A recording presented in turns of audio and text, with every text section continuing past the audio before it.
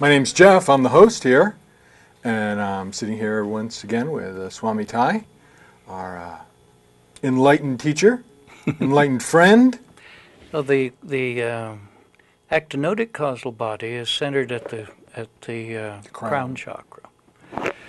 I don't actually have a word for the connector body. I'll have to work on that. But when you have your first experience of Nirvikalpa Samadhi, it creates a channel from clear down in the physical body up to beyond the soul body into the reality. And a new body comes to birth, which is called the actinic body.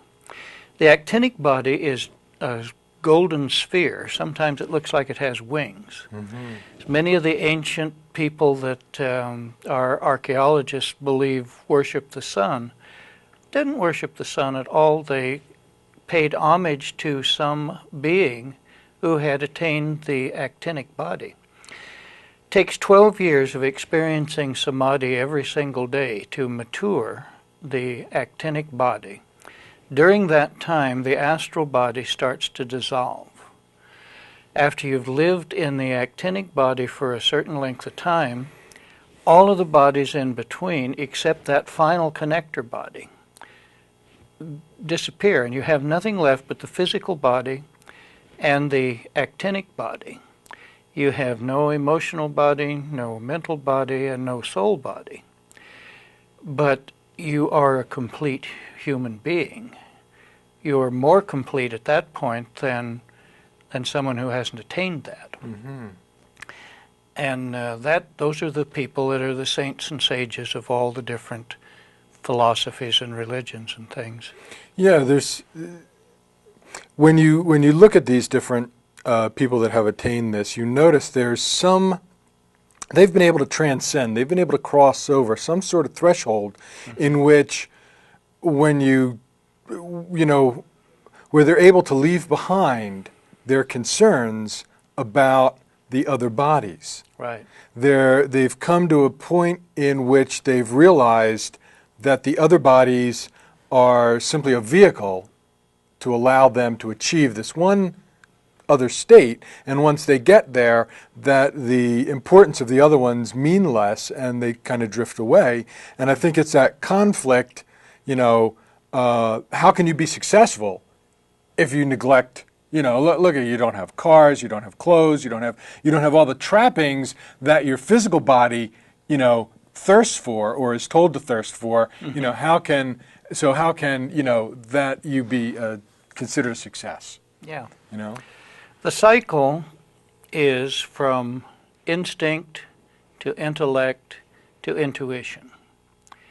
So we start out in our animal body, our physical body, with our emotions, and that operates pretty much instinctually.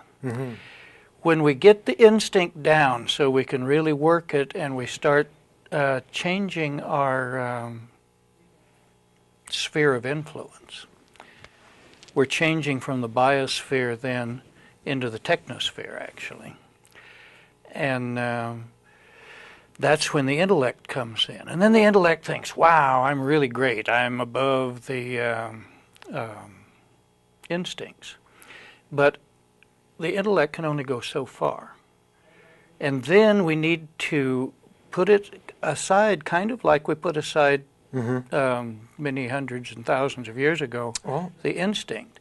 And then we open to intuition. And that's the next level, when the heart and the soul can actually express on this level. And that's where society's at today. That's where we need to be anyway. Well, I think that's saying, if your only tool is a hammer, everything looks like a nail.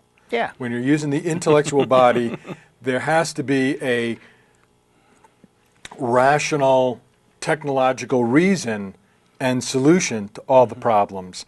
And you're not able to access these higher thought forms, these higher realities, where the real solutions lay. Right. So that's what we were talking about when we said we remain localized in the boundaries handed down from generation to generation. And we need to see that reality is open to revision. Friends, I hope that you've enjoyed this half hour.